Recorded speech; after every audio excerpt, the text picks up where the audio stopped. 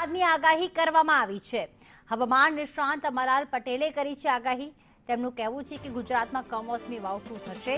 19 થી 21મી માર્ચે વરસાદની આગાહી છે।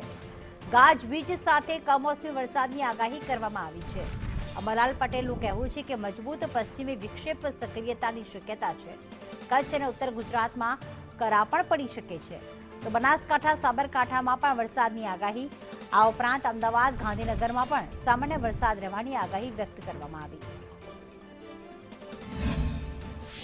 ગુજરાતના ભાગોમાં પાટણના ભાગો, કેટલાક મહેસાણાના ભાગો, આ ઉપરાંત બનાસકાંઠાના ભાગો, સાબરકાંઠાના ભાગોમાં વરસાદ થવાની શક્યતા રહેશે।